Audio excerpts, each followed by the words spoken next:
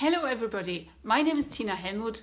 I'm a Celtic expert and a storyteller, and my mission is to sharing ancient Celtic knowledge, ancient Celtic wisdom with people so that they can use this in their lives and have the life that they dream of and feel happy with.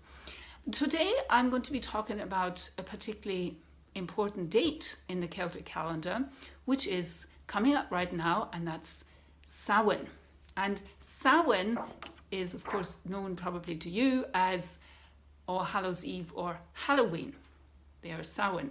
And the name Samhain itself is related to the Irish word, modern Irish word of saura, which is the one down here. Saura meaning summer. Now I know as would the name All Hallows Eve or Halloween, which is coming up 1st of November, why would that be related to summer? That's a very good question, and nobody quite knows. I believe it has to do with the fact that Samhain really marks the end of the summer. So what precedes, that's important. And to the Celts, actually, incidentally, nights preceded the day, which is why Halloween is celebrated on the night before the 1st of November. To the Celts, that was already the 1st of November. To us, it's of course the 31st of October still. And it marks it was a very, very important festival to the Celts. Samhain, it was one of the two main fire festivals, and it marked the transition between the light day, the light year, half of the year, to the dark half of the year. See, the Celts split the year into two halves. Very ancient concept. You've known this about this from other cultures, right?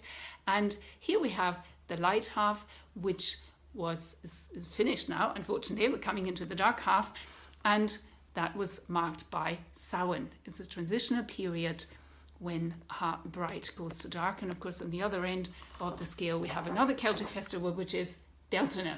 But I won't be talking about that today. That's for a different video.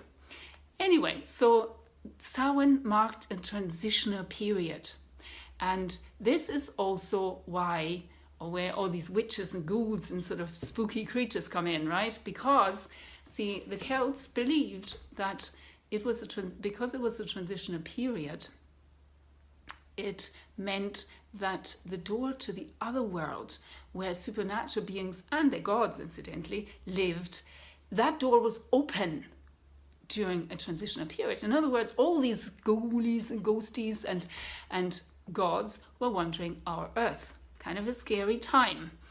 And that's also why Halloween is one of the two main fire festivals. Okay, so Beltane and Samhain both are fire festivals, because what do you do when you're scared? Okay, you light a fire, you bring light into the darkness. And of course, as I said, Beltane is also celebrated during the night, and so is Samhain. So you're there in the dark, all these creatures about, what you do, you light a fire. And that's what they did. And, they did all sorts of things there, driving the cattle through it, and so on and so forth.